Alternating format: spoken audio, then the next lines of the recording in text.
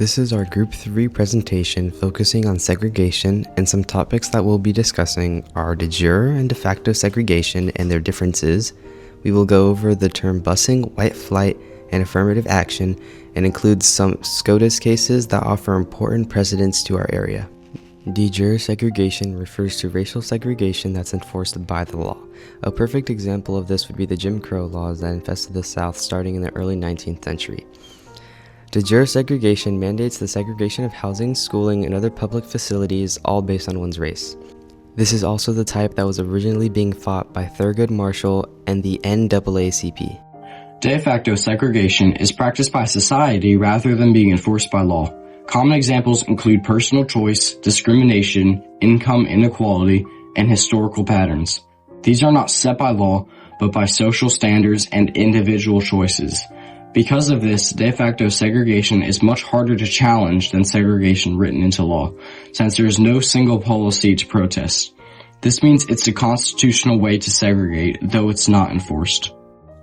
The term busing primarily refers to the transportation of students by bus to achieve racial integration in schools. This was a commonly discussed problem in cases like Swan v. Charlotte-Mecklenburg Board of Education, where the topic of desegregation of public schools and the legality to violate previous mandates set by earlier cases was at question.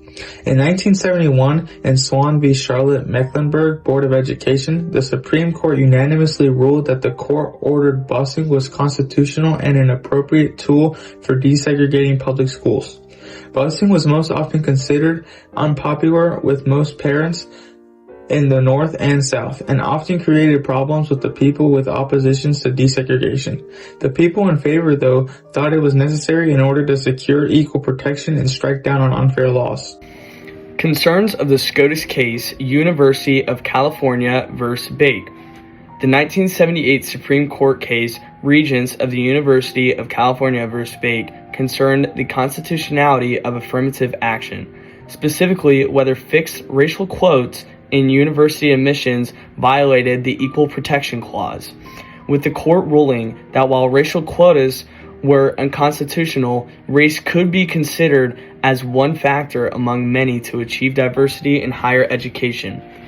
Alan Bake argued that his grades and test scores were surpassed those of many minority students who had been accepted for admission. Bake charged that he had suffered unfair reverse discrimination on the basis of race and was the result of racial discrimination in violation of the Equal Protection Clause of the 14th Amendment, Title VI of the Civil Rights Act of 1964.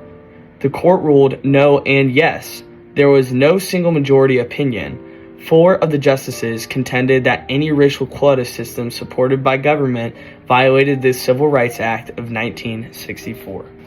In short, the U.S. Supreme Court ruled in favor of Bake, stating that the university's practice of racial quotas violated Title VI of the Civil Rights Act of 1964, which prohibits discrimination based on race in federally funded programs.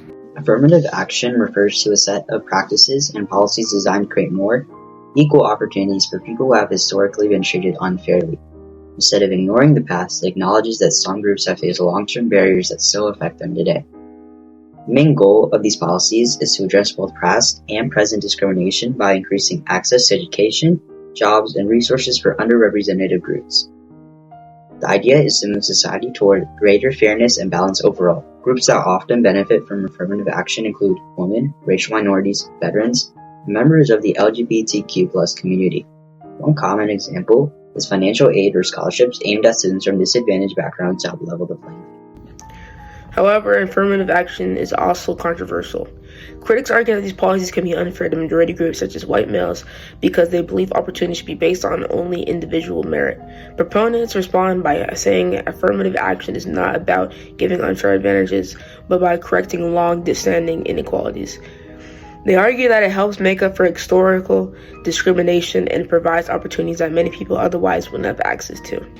White flight was the mid-20th century movement of white residents from racially diverse cities to mostly white suburban areas.